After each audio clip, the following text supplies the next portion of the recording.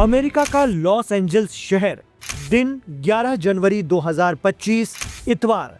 बड़ी तादाद में लोग जुटे हैं एक रैली में। जोरदार नारेबाजी चल रही है। लोगों के हाथ में ईरान की शाहराजशाही का परचम है। जी हां, वो परचम जिसमें एक सूरज और शेर बना हुआ है। अमेरिकी जनता नारे लगा रही थी कि ईरान में खामनेई रिजीम का खात्मा हो, ईरान को आज़ादी मिले। ये अमेरिका और यूरोप में चल रहे ईरान के इस्लामिक इनकलाब विरोधी प्रदर्शनों का ही एक हिस्सा था, जिनकी तादाद बढ़ती जा रही है। लेकिन लॉस एंजल्स में जो हुआ वो किसी ने सोचा भी नहीं था। एक सफेद रंग का कार्गो ट्रक दनदनाता हुआ आता है और प्रदर्शनकारियों की भीड़ में घुस जाता है। ट्रक प्रदर्शनकारियों की भीड़ में इस तरह घुसा जैसे लोगों को कुचलने के इरादे से आया हो। इन हालात में लोग जान बचाने के लिए इधर उधर भागने लगे। ट्रक की बाहरी दीवारों पर लगे बैनर पर लिखा था, no Shah no regime, America 1953 मत दोहराओ। इसके तुरंत बाद हालात बेकाबू हो गए। इससे पहले कि प्रदर्शनकारियों को कुछ समझ में आता, ट्रक भीड़ को चीरता हुआ प्रदर्शनकारियों के बीच था। गनीमत ये रही कि इसकी चपेट में आने से किसी की जान नहीं गई। कुछ लोग घायल जरूर हुए हैं। फिर क्या था, प्रदर्शनकारियों का गुस्सा 7वें आसमान पर पहुंच गया। गुस्साए नौजवान ट्रक के बोनट पर चढ़ गए और ट्रक के शीशे तोड़ दिए।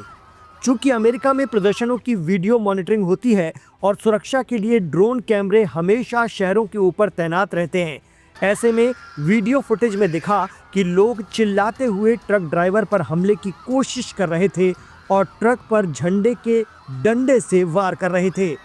लॉस एंजल्स पुलिस ने कड़ी मशक्कत के बाद हालात पर काबू पाया। पुलिस कर्मियों ने ट्रक ड्राइवर को बाहर निकाला, हिरासत में लिया।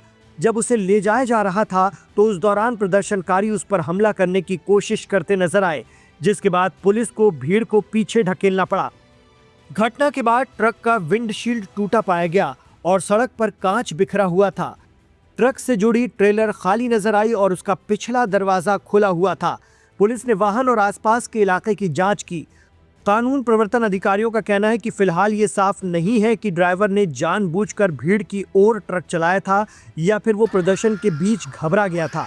लेकिन जिस तरह से ट्रक में पीछे की तरफ लिखा हुआ था कि अमेरिका 1953 मत दोहराओ, वो सीधे तौर पर नजर आता है कि ये किसी ईरान में खामनेई शासक समर्थक के जरिए लिखा गया था। दरअसल साल 1953 में अमेरिका और ब्रिटेन ने मिलकर ईरान में प्रधानमंत्री मोहम्मद मोसादेह की चुनी हुई सरकार का तख्ता पलट करवा दिया था और उनकी जगह मोहम्मद शाह पहलवी को ईरान के तख्त पर बैठाया था। आरोप लगता है कि इसके पीछे वही साजिश थी जो मौजूदा दौर में वेनेजुएला में हुई। कारण मोहम्मद मोसादेह की सरकार ईरान में ब्रिटिश ऑयल कंपनियों का नेशनलाइजेशन कर रही थी, जिसके चलते यूरोप के हाथ पांव फूल गए और वहां अपनी मनपसंद राजशाही बैठा दी गई, जिसे 1979 के इस्लामिक इनकलाब में इमाम आयतुल्लाह खुमैनी ने ईरान से खदेड़ा था। तो अमेरिका में शाह राजशाही समर्थक प्रदर्शनों में खामनेई समर्थित नारे लिखे ट्रक का इस तरह से चढ़ जाना कई सवाल खड़े कर रहा है। क्या अमेरिका के अंदर भी ईरान की एजेंसियां और इस्लामिक इनकलाब समर्थित लोग सक्रिय हैं?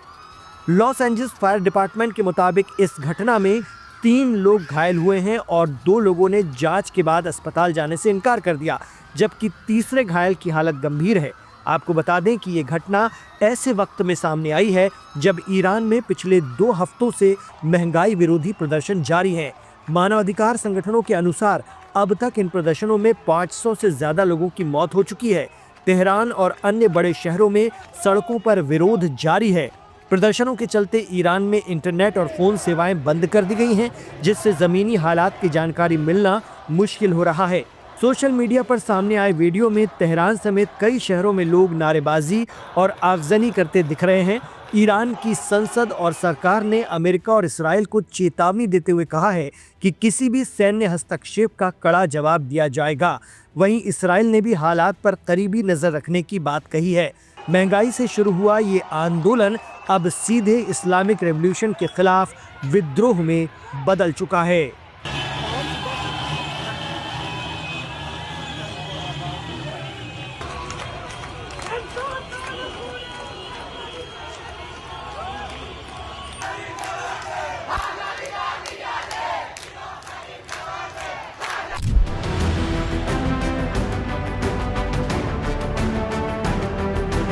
ईरान के सर्वोच्च नेता अयातुल्लाह अली खामेनेई ने अमेरिकी राष्ट्रपति डोनाल्ड ट्रंप द्वारा ईरानी प्रदर्शनकारियों को दिए जा रहे समर्थन को घिनौना ढोंग करार दिया है। खामेनेई ने सोशल मीडिया प्लेटफॉर्म एक्स और सरकारी टीवी पर अपने संबोधन में जून 2025 के संघर्ष का उल्लेख किया।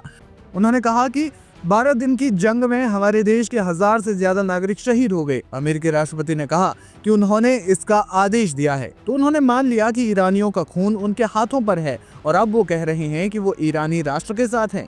खामेनेई ने कहा कि जिस व्यक्ति ने हमारे लोगों के कत्लेआम का आदेश दिया, वो आज हमारे लोगों का हमदर्द होने का नाटक कर रहा है।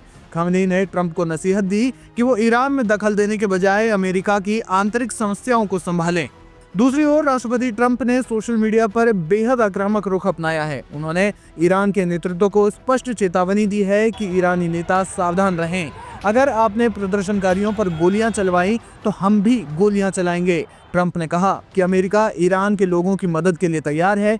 अमेरिकी प्रशासन ने संकेत दिए हैं कि वे ईरान के परमाणु ठिकानों और महत्वपूर्ण बुनियादी ढांचों पर स्ट्राइक कर सकते हैं, जिससे शासन की जड़ें हिल जाए। बताया जा रहा है कि अमेरिका की इन धमकियों के बाद इसराइल को हाई अलर्ट पर रखा गया है।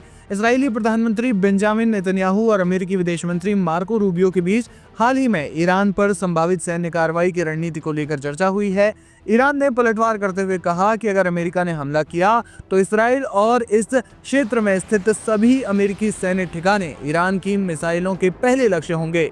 रिपोर्ट के अनुसार भूमध्य सागर और खाड़ी क्षेत्र में अमेरिकी युद्धपोतों की सक्रियता बढ़ गई है, जिसे किसी भी समय होने वाले हमले की तैयारी माना जा रहा है। ईरान में इंटरनेट ब्लैकआउट के बावजूद प्रदर्शनों की खबरें पूरी दुनिया में फैल रही हैं। मानवाधिकार संस्थाओं के अनुसार अब तक 538 से ज्यादा लोगों की मौत हो चुकी है और 10,000 से ज्यादा लोग जेलों में हैं। लोग आर्थिक तंगी और दमनकारी नीतियों के खिलाफ सड़कों पर हैं, जिन्हें खामेनेई विदेशी एजेंट बता रही हैं। दुनिया एक ऐसे मोड़ पर खड़ी है जहां एक छोटी सी गलतफहमी या फिर ट्रंप का एक आदेश पूरे मध्य पूर्व को भीषण युद्ध की आग में झोंक सकता है। फिलहाल इन तमाम प्रदर्शनों के बावजूद ईरान के supreme leader Ayatollah Ali Khamenei ने अपने देशवासियों को बड़ा संदेश देते हुए ट्रंप का एक तरह से नकाब उतारा है।